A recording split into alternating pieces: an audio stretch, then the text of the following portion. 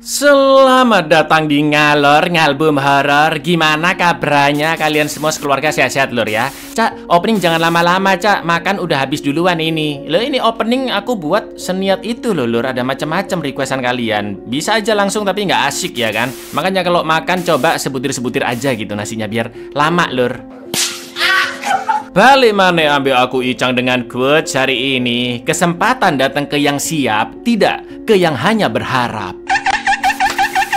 Kangen cak plot twist India. Oke, gaskan kita film Ciamik satu ini bergenre thriller kriminal sci-fi. Film ini berjudul Yasoda tahun 2022, mengisahkan tentang seorang wanita hamil yang terpaksa mengikuti sebuah program fasilitas untuk menyerahkan bayinya ke keluarga lain. Akan tetapi fasilitas itu menyimpan suatu kejahatan yang sangat mengerikan. Jadi langsung aja kita ke requestan pertanyaan semblehe dari dulurku Syaiful Galuh ya cak. Kalau mie gelas diseduh pakai mangkok boleh nggak ya? Boleh, tapi kayak kurang gitu, nggak afdol gitu lur. Atau coba pakai ini, pakai ember biar lebih nikmat. Monggo skecakan. Film dimulai dengan seorang aktris Hollywood bernama Olivia sedang berenang di Kali Ciliwung cabang India. Namun tanpa dia sadari, ada dua pria memasukkan suatu obat ke minumannya. Setelah menenggak minumannya, Olivia pun mulai oleng dan kedua pria itu berniat untuk memperkaosnya. Tapi tiba-tiba Let's go.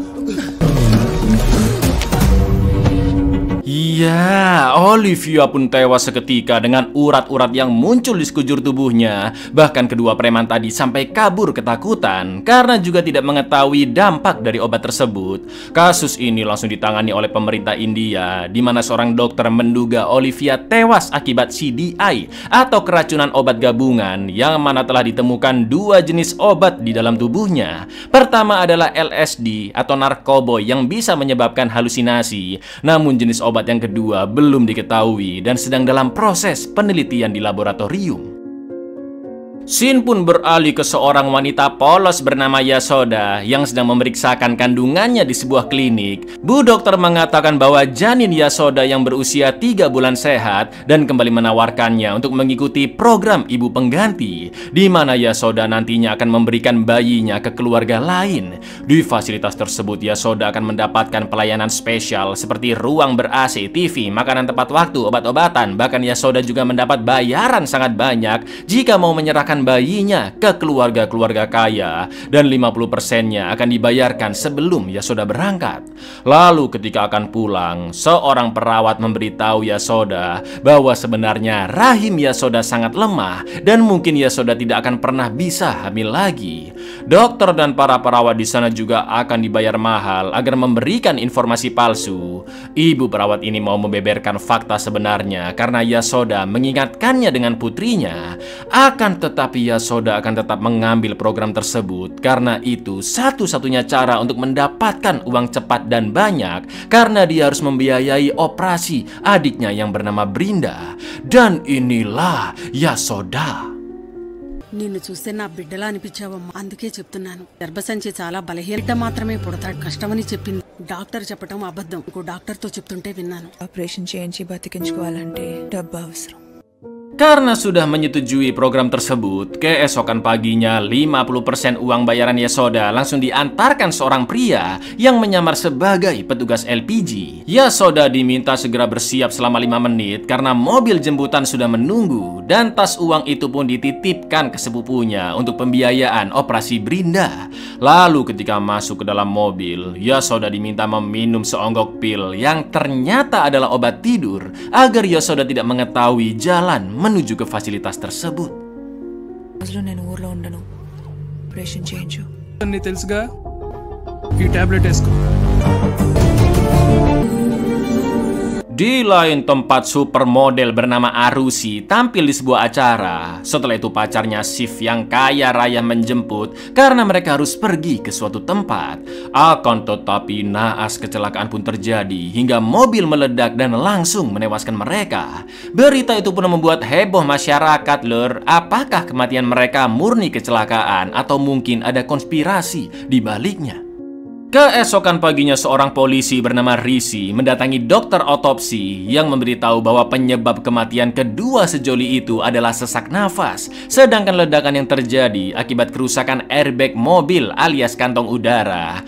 Karena merasa janggal dengan kasus tersebut, Rishi pun menyarankan atasannya yaitu Balaram untuk meminta pendapat ahli bernama Vasudev, seorang pelatih akademi kepolisian, dan Balaram pun setuju. కాపాడాల్సిన air bags చంపాడు. అంతకన్నా accurate data మన దగ్గర లేదు ఇప్పుడు. మిస్టర్ వాసుదేవ్, మన పోలీస్ అకాడమీలో ట్రైనింగ్ ఇస్తూ ఉంటాడు. Sementara itu Yasoda terbangun dari tidurnya dan sudah berada di kamar mewah fasilitas. Yasoda sudah dipakaikan baju yang anggun serta gelang identitas, dan dari jendela kamar terlihat pemandangan kota, juga merpati yang bertengger di teralis besi. Tak lama kemudian sang pemilik fasilitas pun datang. Dia bernama Madulur yang berterima kasih karena Yasoda sudah mengikuti program tersebut, dan nanti anaknya akan diberikan ke keluarga miliarder kaya raya yang tidak memiliki anak dan sangat menginginkannya, serta menjamin kehidupan anak Yasoda. Yasoda memiliki sipir pribadi, sebut saja Katmijah, yang akan selalu menjaganya, dan Dr. Gautam juga akan selalu memeriksa kandungan Yasoda setiap harinya. Intinya semua orang di sana akan siap melayani kebutuhan Yasoda, dan dia bisa menekan tombol darurat jika membutuhkan bantuan demi kesehatan janin Yasoda. నీ వల్ల పిల్లలు లేక బాధపడుతున్నకు చాలా సంతోషంగా ఉండిపోతుంది. నీలాంటి ఎంతో మంది సరోగేట్ మదర్స్ కి ఎంజాయ్. అలాగే మేడం, నీకు ఏ ఎమర్జెన్సీ ఉన్నా ఈ బటన్ నొక్కు వస్తుంది. డైలీ చెకప్ చేయడానికి డాక్టర్ గౌతమ్ వస్తుంది. ఆరోగ్యంగా జాగ్రత్తగా చూసుకోవాల్సిన బాధ్యత మాకుంది. నువ్వు కానీ బిడ్డ ఇంటికో ఏ బిగ్ షాట్ ఇంటికో వెళ్తుంది. Setelah itu Yasoda menempelkan bindinya di cermin, yaitu riasan khas orang India lur, yang biasanya ada di antara alis, tahu kan ya. Lalu Katmijah pun datang memberi pakaian ganti dan akan mengantar Yasoda ke ruang USG. Katmijah juga mengingatkan agar Yasoda harus makan, yoga, dan tidur tepat waktu, serta tidak boleh berkeliaran di fasilitas. Lalu sesampainya di ruang USG, Yasoda pun diperiksa oleh Dr. Gautam. Lady doctor కావాలి. డాక్టర్స్ లో ఆడ మగ అందరూ ఒకటే. చూడొచ్చా? మీ కళ్ళ జోడులో నా బిడ్డ చూసేసా. Setelah itu Yasoda makan siang dengan pilihan sangat banyak, dan dia harus menyeken gelang identitasnya terlebih dahulu. Lalu Yasoda dikelompokkan dengan emak-emak hamil lainnya, yaitu Teju, Lila, Kajal, dan Jenny. Akan tetapi Teju yang paling senior menunjukkan arogansinya. Yasoda dilarang makan dan malah disuruh mengambil rokok di gudang yang berada di zona 2, dan pasien dilarang masuk ke sana. Dari CCTV penjaga bisa melihat Yasoda di sana. Namun ketika si penjaga akan menghampirinya, Dr. Gautam sudah lebih dulu menemukannya. Yasoda pun beralasan jika dia ingin mengambil gaun milik Brinda di tasnya karena dia rindu dengan sang adik. Namun Gautam tetap melarang dan membawa Yasoda kembali ke kamarnya. ఎవరు నువ్వు? ఎక్కడికి రాకూడదు. నాకు నేను చూసుకుంటానులే. ఎవరన్నా చూస్తే అందరూ జగలు పోతాయి. పద. Di lain tempat, Pak Vasudev sudah menginvestigasi mobil yang hangus terbakar, dan menurutnya kejadian itu adalah pembunuhan berencana, bukan kecelakaan. Vasudev menjelaskan ke Rishi dan Balaram bahwa ada 3 bahan kimia yang bisa memicu airbag muncul. Salah satunya adalah silikon dioksida. Namun si pembunuh telah menghilangkan bahan kimia tersebut di seluruh airbag mobil agar Arusi dan Shiv tewas sesak nafas sebelum ledakan terjadi. But ఆ 6 ఆ మూడో కెమికల్ లేదు. It seems purely intent. ఈ మూడో కెమికల్ ని air bag లో ఎవరో కావాలని రిమూవ్ చేస్తారు. తో కలిసి ఇన్వెస్టిగేట్ చేద్దాం అనుకుంటున్నాను. Yeah Rishi, I think you can go head. Selanjutnya Rishi, Vasudev, juga tim kepolisian menginvestigasi rumah Arusi dan ditemukan kontrak kerjasama endorse dengan produk krim kecantikan jika Arusi berhasil memenangkan kontes Miss India. Selain itu juga ada email terakhir yang dibuka oleh Arusi, yaitu email dari seseorang bernama si Elang yang kemungkinan adalah detektif swasta. Di dalamnya terdapat sebuah file video yang dipassword, dan ketika sudah berhasil diretas, ternyata detektif si Elang menyampaikan ke Arusi agar jangan menandatangani kontrak dengan krim kecantikan yang bernama Kraft karena di dalamnya terdapat suatu zat yang mencurigakan dan zat tersebut masih belum diketahui. Setelah itu Rishi dan Vasudev pun menemui Sonu, pemilik perusahaan krim kecantikan Kraft, untuk meminta bahan-bahan detail dari krim miliknya. Namun Sonu mengatakan jika dia tidak bisa memberikannya dalam waktu dekat dan pihak kepolisian juga seharusnya meminta izin terlebih dahulu. Lalu tim kepolisian pun memberitahu bahwa ayah dari Sonu ternyata adalah seorang menteri pemberdayaan wanita dan perlindungan anak, sebut saja Ngatmono. Bahkan BPOM India sudah memberikan izin produk Kraft untuk beredar di pasaran. Product details కా ఇలా మీరు సడన్ గా అడిగి మెయిల్లో పెట్టాల్సిందే. వాళ్ళ ప్రోడక్ట్ కి central drug standard control కూడా సోను వాళ్ళ father central minister Giridhar. Setelah mengetahui kos-kosan si Elang, mereka semua pun pergi ke sana untuk mencari informasi lebih lanjut. Namun ternyata si Elang sudah mati dibunuh sejak 2 hari yang lalu. Vasudev and the gang pun segera menyelidiki kosan tersebut, lalu menemukan kotak yang disembunyikan di freezer dan di dalamnya terdapat sampel dari krim kecantikan Kraft. Gak pakai lama, Rishi langsung mengirimkan sampel tersebut ke ilmuwan kenalannya di laboratorium. Setelah diteliti, ilmuwan itu pun memberi kabar ke Rishi yang sangat mengejutkan bahwa terdapat kandungan zat atau obat misterius yang sama seperti obat yang telah membunuh si aktris Hollywood Olivia di awal film, lur. Akan tetapi naasnya ketika si ilmuwan berusaha menyelidiki lebih lanjut obat misterius apakah itu, tiba-tiba dia dibunuh oleh seseorang. Lalu jasad serta tabung sampel Kraft juga dimasukkan ke cairan asam sulfat agar larut tanpa jejak. ఈ శాంపిల్ ని నేనే ఇంకా deep analyse చేసి నీకు నేను ఇక్కడ ల్యాబ్ లో ఉన్నప్పుడు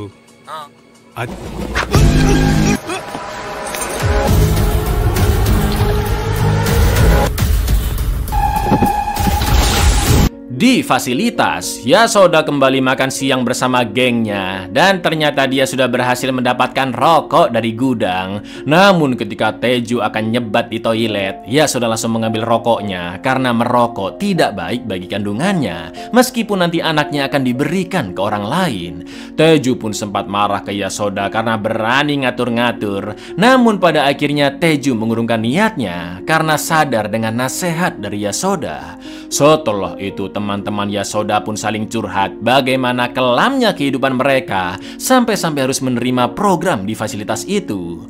Teju tidak dianggap anak oleh orang tuanya, ibu Kajal yang seorang pelucar dan membuang dirinya sejak kecil, sedangkan Jenny yang memang paling preman mengikuti program tersebut karena hanya ingin pakai uangnya untuk beli HP boba dong. తీరుస్తాడని ఒకరోజు మా అయ్య సిరాక్ పడతా అంటే నేను పుట్టింది మా ముంబై రెడ్ లైట్ ఏరియాలో అమ్మని బయటికి తీసుకురా డబ్బులు కావాలి నాకు ఐఫోన్ అంటే డబ్బులు కావాలి నీకు నిజంగా. Saat pemeriksaan kandungan rutin di kamar, sepertinya Yasoda mulai tertarik dengan dokter Gautam. Dan ketika dipuji, Gautam pun jadi salting, lur. Tanpa terasa 2 bulan pun sudah berlalu. Yasoda masih menempelkan bindi-bindinya di cermin. Hubungannya dengan kelompok ibu hamil juga semakin dekat. Dan Yasoda terus mendapat perawatan intensif dari dokter Gautam. Bahkan Gautam sudah tahu apa jajanan kesukaan Yasoda, lur. Hihiu, pergi dulu. Sampai suatu hari Kajal melahirkan dan teman-temannya pun berdoa agar proses persalinannya berjalan lancar. Sedangkan Lila juga was-was karena sebentar lagi dia akan melahirkan. Lila juga menceritakan ke Yasoda bahwa dia mengikuti program di fasilitas tersebut untuk biaya pengobatan suaminya yang sangat amat mahal dan terpaksa harus merelakan bayinya untuk diberikan ke keluarga lain. Karena peraturan fasilitas adalah ibu yang melahirkan tidak boleh melihat bayinya, Lila pun hanya bisa berharap untuk bisa melihatnya meski hanya sebentar saja. Lalu setelah harap-harap cemas menunggu, Madu pun dengan berat hati menyampaikan bahwa bayi Kajal tidak terselamatkan dan sudah meninggal 2 hari lalu di dalam kandungan, sedangkan Kajal masih belum mengetahuinya. Maka dari itu Madu mewanti-wanti Yasoda dan yang lainnya agar segera memberitahu dokter jika merasa ada yang salah dengan kandungannya agar operasi sesar bisa segera dilakukan. చెప్తున్నానంటే మీకు ఏ డౌట్ వచ్చినా వెంటనే డాక్టర్స్ కాజల్ బిడ్డ కడుపులోనే చనిపోయింది. 2 రోజుల ముందే చనిపోయింది. Di lain sisi, sejak kematian ilmuwan, Rishi dan anak buahnya terus memantau rumah Sonu, si pemilik Creamcraft, sambil mengabarkan ke atasannya Balaram. Namun tiba-tiba Sonu menatap tajam ke arah Rishi dan memberikan kode ke para pembunuh bayaran yang ternyata sudah berada di sekitar mobil Rishi. Lalu yang terjadi, Lur?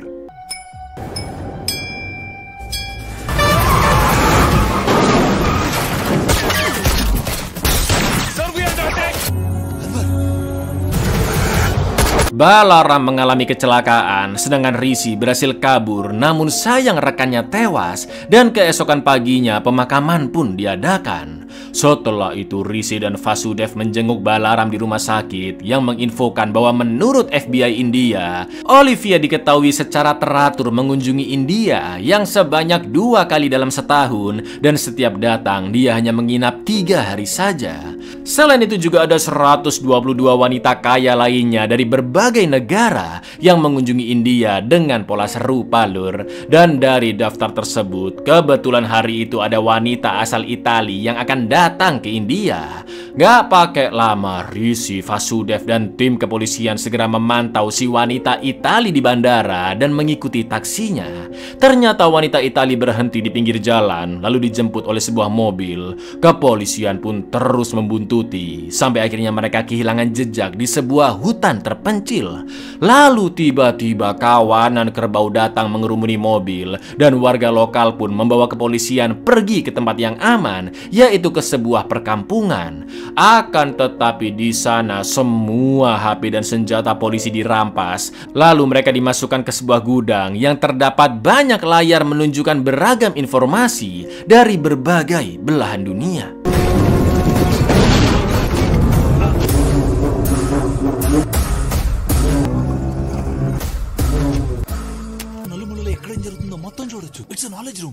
Sementara itu di fasilitas, Yasoda and the Gang mendapat kabar dari Madu bahwa Kajal sudah pulang ke rumahnya.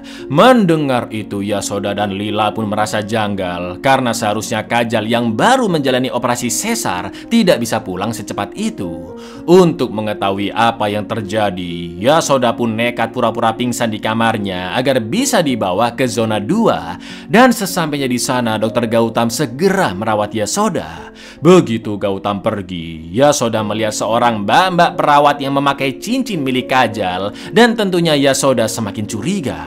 Lalu ketika situasi aman, diam-diam Yasoda pun mengikuti mbak perawat tadi. Namun sayang Dr. Gautam datang dan Yasoda pun pura-pura masih lemes, Lur. Akan tetapi Yasoda melihat sebuah ruangan yang mengeluarkan asap dari celah pintunya, dan dia akhirnya dibawa kembali ke kamarnya.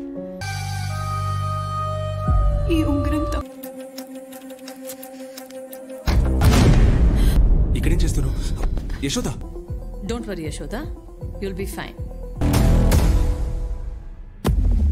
Lalu saat berada di kamar, Yasoda yang kembali melihat merpati di jendelanya berusaha menggapai, namun tidak bisa karena ada besi-besi yang menghalangi. Yasoda akhirnya membuka sekrup-sekrup besi dengan pisau, dan ketika Yasoda berhasil memegang merpati, ternyata itu adalah sebuah layar, Lur. Berikut pemandangan kotanya, dan suara kebisingan kota muncul dari speaker yang tersembunyi. Saking emosinya karena banyak kejanggalan di fasilitas itu, Yasoda pun langsung menghancurkan layar tersebut. Dan di saat yang sama, Dr. Gautam meminta Katmijah membawakan obat ke kamar Yasoda. Dan ఈ మెడిసిన్ యశోదకి ఎలా ఉందో కనుక్కొని చెప్పు.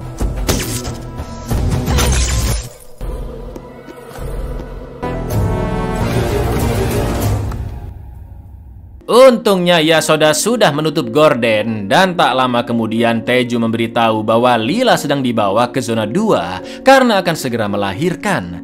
Tentunya mereka tidak bisa memasuki pintu, dan ternyata saat Yasoda pura-pura lemas sebelumnya, dia berhasil mendapatkan kartu aksesnya Gautam. Karena sudah mengetahui letak CCTV di sepanjang koridor, Yasoda pun berhasil melewatinya dengan mudah dan masuk ke area zona 2 menggunakan kartu akses Gautam. Di sana Yasoda melihat Lila masuk ke ruang operasi. Namun ketika akan mengikutinya, tiba-tiba Jenny datang menghentikan Yasoda dan memberitahu bahwa pintu besi itu memiliki akses khusus dengan 16 sistem penguncian berlapis dan beberapa ruangan di dalamnya sangatlah gelap. Ternyata Jenny adalah komplotan Madu. Dia hanya berpura-pura hamil agar bisa memantau Yasoda dan kawan-kawan. Yasoda pun langsung dibawa ke gudang. Lalu Jenny berusaha untuk membunuhnya. Akan tetapi Yasoda tidak tinggal diam. Dia pun tetap melawan dan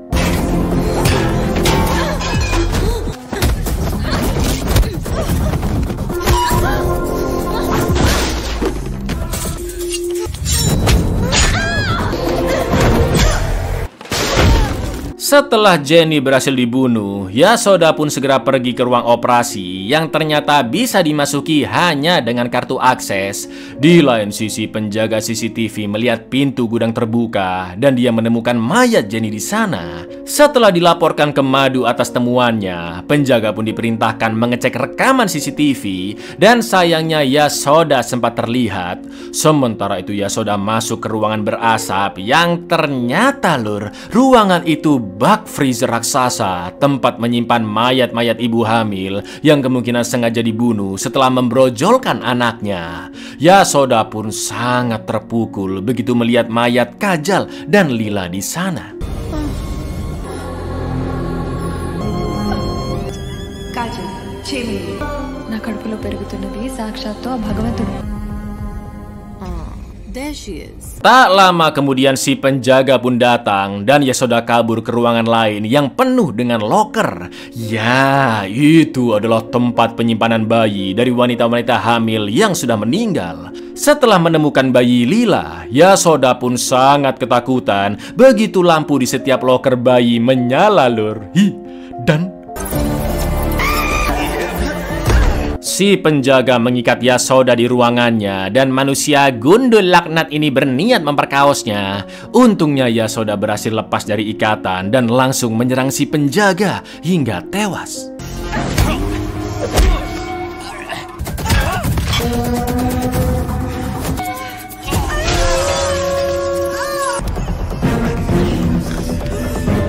Setelah itu dari rekaman CCTV, Yasoda memperbesar gambar saat Madu masuk ke ruangannya dan mengetahui kode pintunya. Begitu Madu keluar dari ruangannya, Yasoda pun segera masuk ke dalam. Namun ternyata itu hanyalah jebakan Madu. Dia kembali ke ruangannya dan perlahan-lahan mendekati Yasoda. Tak lama kemudian Dr. Gautam pun datang dan Yasoda langsung menodongkan pisau bedah yang dia temukan ke Madu. Akan tetapi Gautam mengatakan jika dia juga terjebak di sana sama seperti Yasoda dan meminta Yasoda untuk segera membunuh Madu. Setelah itu Gautam mengambil harddisk di dalam berangkas dan mengatakan jika bukti kejahatan Madu ada di dalam sana. Tapi tiba-tiba harddisk lo అన్ని డీటెయిల్స్ ఉన్నాయి. దారుణాలన్నీ ప్రూవ్ చేయడానికి దీని మనుషులు చేసే దారుణాన్ని వివరంగా చెప్తాను. Ternyata Gautam adalah komplotan Madu dan Yasoda pun langsung diikat ke kursi. Setelah itu Madu menceritakan kisah masa lalunya sampai fasilitas mengerikan itu dibuat olehnya. Semua bermula dari kontes kecantikan antar universitas India bertahun-tahun yang lalu dengan tamu kehormatannya yaitu Menteri Ngatmono. Saat memberi sambutan, Ngatmono mengatakan bahwa arti kecantikan bukanlah karena make up, melainkan batin dan jiwa. Akan tetapi Madu yang saat itu menjadi kontestan memiliki pendapat yang berbeda karena menurutnya penampilan fisik itu penting, seperti Dewi mereka yang fotonya selalu terlihat cantik dan itulah kenapa cantik butuh perawatan. Melihat keberanian Madu dan kecerdasannya dalam menjawab, Pak Ngatmono pun mulai kelepak-kelepak jatuh cinta Begitu pula dengan Gautam yang sudah sejak lama naksir dengan Madu dan saat itu dia adalah mahasiswa kedokteran yang sangat jenius. Berkali-kali Gautam mencoba mendekati Madu namun selalu ditolak bahkan sering kali dihina karena saat itu Madu menganggap Gautam jelek. Sampai akhirnya tiba-tiba Ngatmono melamar Madu yang tentunya langsung diterima karena dengan hartanya yang sangat banyak Madu bisa rutin merawat dirinya. Mata duitan emang si kampret ini గులాబీ అందంగా ఉంటుంది నీ చేతిలో ఉంది. చేసుకుందాం అనుకుంటున్నా. చాలా కలర్ఫుల్ గా ఉంటుంది నువ్వు నా లైఫ్ లోకి వస్తే. నీకిట 5 పెద్దోడు 500 రెట్లు ఆస్తి ఎక్కువ ఉన్నాడు. Singkat cerita, mereka pun menikah dan Madu sempat meminta Ngatmono memakai pengaman gerigi rasa stroberi karena jika hamil maka fisiknya pasti menjadi jelek. Akan tetapi Ngatmono langsung gaspol aja lur, dan alhasil Madu pun hamil. Sampai suatu malam Madu melihat wajahnya yang tiba-tiba menua dan ternyata dia menderita sindrom langka yaitu Werner, di mana Madu mengalami penuaan lebih cepat yang bisa dipicu dari kehamilannya. Madu yang tidak kuat hidup dengan fisik seperti itu pun berniat bundir, namun masih bisa diselamatkan.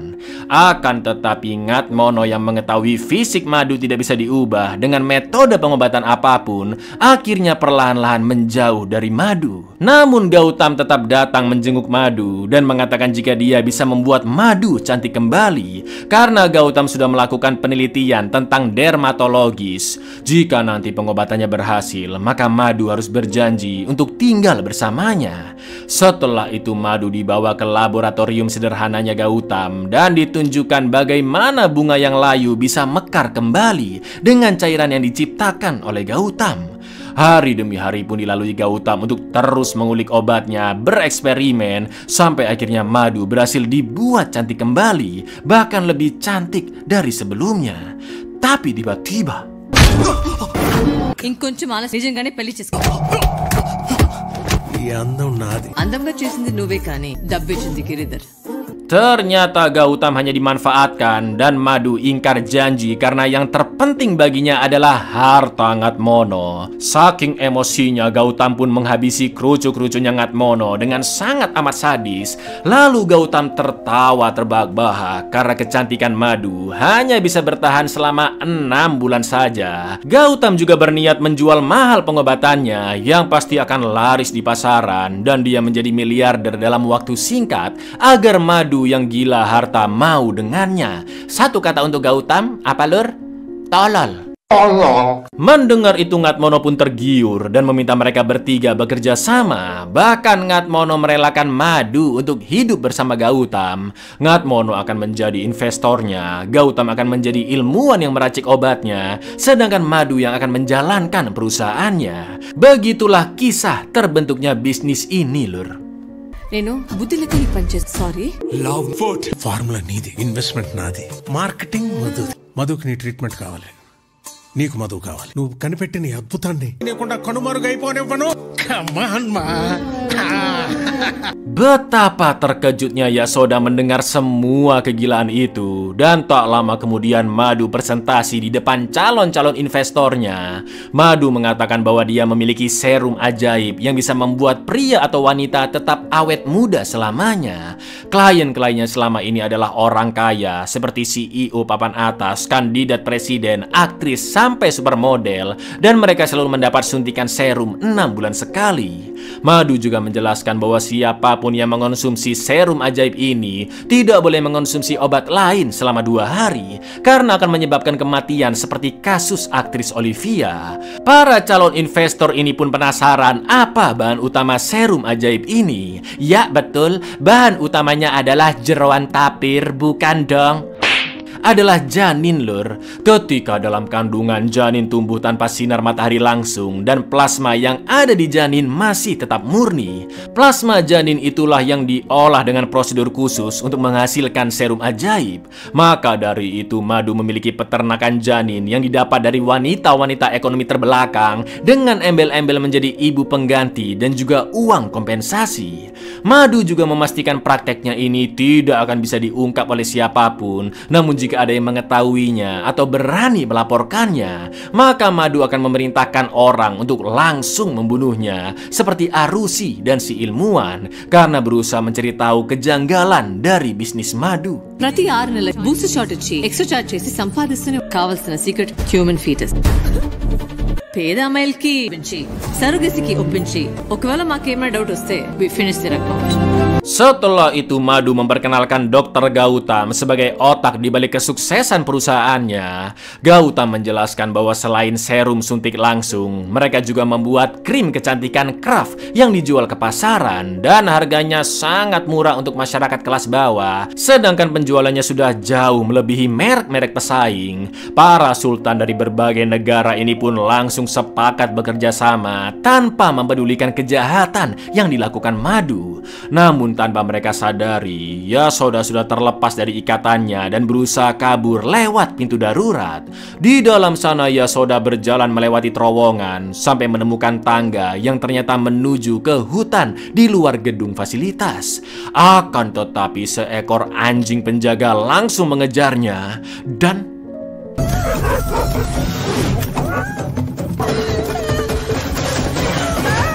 You truly disappointed me. Gautam pun datang dan memberi Yasoda 3 pilihan: mati dicabik-cabik oleh si anjing, mati terjun dari tebing, atau mati saat operasi sesar, karena Gautam membutuhkan bayinya untuk seorang klien di Brazil. Yasoda akhirnya diseret balik ke fasilitas. Lalu Gautam pun bertanya siapakah Yasoda sebenarnya dan apa tujuannya datang ke fasilitas tersebut. Sementara itu di dalam gudang warga lokal, Vasudev yakin mereka sudah dijebak dari awal dengan mengikuti wanita Itali yang sebenarnya adalah komplotan musuh. Karena Vasudev baru sadar jika koper si wanita Itali tidak memiliki label apapun, dan Vasudev juga yakin bahwa orang yang menjemput wanita Itali adalah petinggi kepolisian yaitu Balaram. Karena selama ini mereka selalu melapor ke Balaram setiap ada perkembangan kasus, dan setiap melapor selalu ada saja insiden yang terjadi berikutnya. Balaram juga baru pindah ke kantor polisi di kota itu, yang pastinya untuk menutupi kejahatan dari si pemilik serum.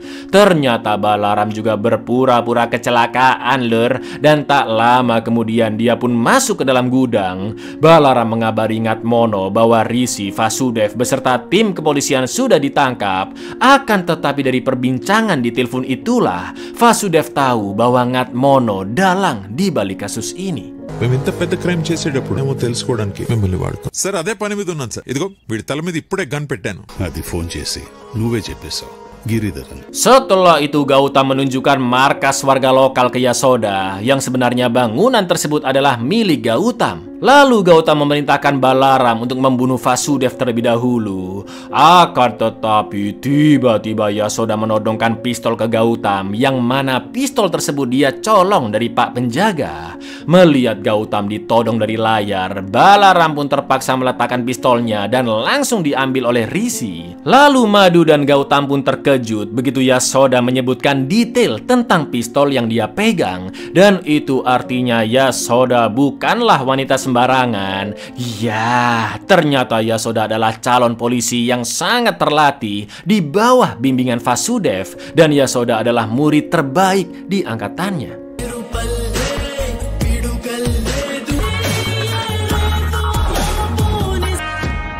A bachelor best student Yashoda.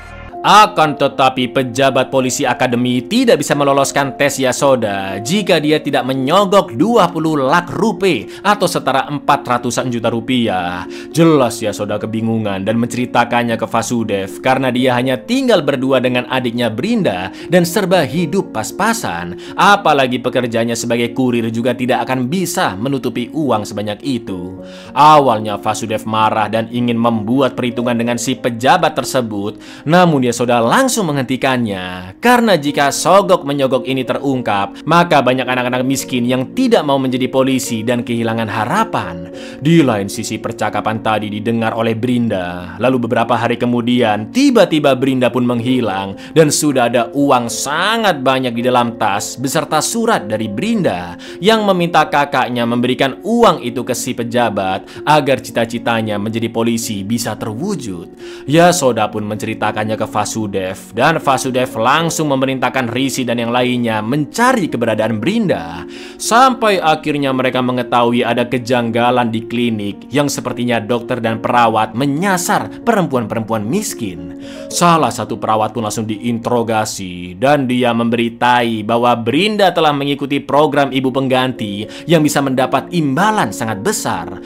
Perawat ini tidak tahu kemanakah Brinda dibawa, namun yang pasti Brinda menandatangani kontrak untuk melahirkan 5 kali dalam 5 tahun asalkan dia bisa mendapat 20 lakh rupiah. Program ibu pengganti ini juga memiliki jaringan yang besar seperti dokter, perawat, sampai preman-preman yang tentunya mendapat bayaran. 5 ఏళ్లలో 5 బిడ్డల్ని కంటానని కాంట్రాక్ట్ మీద సంత డబ్బు కోసం ఆశపడి చాలా సెంటర్లలో ఇలాంటి పనులు సరగసి ఇక్కడొక్క చోటే కాదు. Maka dari itu Yasoda nekat melakukan penyamaran meski dia belum resmi menjadi polisi. Yasoda akan menjadi ibu hamil dan mengikuti program tersebut. Entah Yasoda hamilnya sama siapa, lur. Yasoda akan menyelamatkan sang adik yang begitu dia sayangi, juga mencoba menyelamatkan semua wanita hamil yang ada di fasilitas. Lalu sejak hari pertama Yasoda tiba di fasilitas, dia sudah mempelajari apa yang para staf lakukan, di manakah CCTV berada dan berapa jumlahnya, juga mempetakan fasilitas dengan bindi-bindi yang dia tempel di cermin. నా అద్దం మీద బొట్టు బిళ్ళలతో మ్యాప్ లాగా మ్యాప్ ఈ ప్లేస్ ఏంటి, ఎక్కడెక్కడ కెమెరా ఎన్ని ఉన్నాయి. Diam-diam Gautam pun memerintahkan pasukan warga lokalnya untuk membunuh tim kepolisian dan baku tembak pun terjadi. Semua warga lokal berhasil dibunuh dan akhirnya Balaram yang terkepung langsung ditembak mati, lur. Mampus.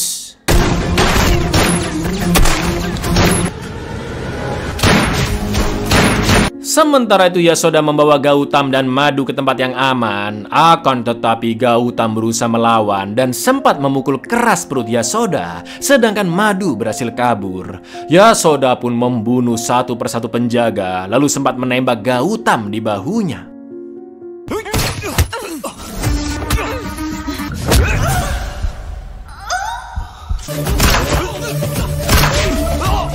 Setelah itu semua ibu hamil diminta berkumpul di aula yoga dan Yasoda ada di antara mereka. Begitu Madu muncul, Yasoda pun langsung menodongkan pistolnya. Namun para penjaga datang tepat ketika Yasoda menembak. నువ్వు ఒక్కదానివి పోతే పోలా. Di lain sisi, tim kepolisian mencari di manakah fasilitas berada. Mereka masuk ke dalam hutan di dekat sana dan Vasudev menemukan pintu fasilitas yang tersembunyi di bawah tanah. Gak pakai babi bu, para penjaga di sana langsung dibantai dan para wanita dari berbagai zona juga diselamatkan. Sementara Yasoda dan para wanita di zona 3 mengejar Madu yang keluar gedung dan ternyata fasilitas itu ada di dalam gunung, lur. Tepat ketika Madu akan kabur dengan helikopter, Yasoda pun langsung menembak baling-balingnya dan Madu yang sudah terpojok berusaha membujuk semua wanita di sana agar dia dibebaskan. Bahkan dengan santainya Madu mengatakan bahwa janin di kandungannya lah eksperimen pertama yang digunakan Gautam untuk membuat serum. Semua wanita di sana pun sangat emosi dan terus meneriaki Madu dengan sebutan setan. Sampai akhirnya అప్పుడు 5 నెలలు అంటే నా బిడ్డనే వాడుకోమని చెప్పాను. I'm ready for the risk. నా బిడ్డనే వాడుకొని Setelah Madu tewas, tim kepolisian pun datang sambil membawa seorang ibu hamil yang akan melahirkan. Tak lain tak bukan adalah Brinda, lur. Selama ini dia ada di zona 1 dan betapa bahagianya Yasoda bertemu adiknya kembali. Setelah itu Bukat Mija akan membantu persalinan Brinda. Sedangkan tim polisi yang melihat Gautam akan kabur dengan membawa serum akhirnya langsung ditangkap. Film pun diakhiri dengan bayi Brinda yang lahir sehat walafiat, alhamdulillah. Sedangkan Ngatmono juga ditangkap karena terbukti ikut terlibat dalam kejahatan mengerikan ini.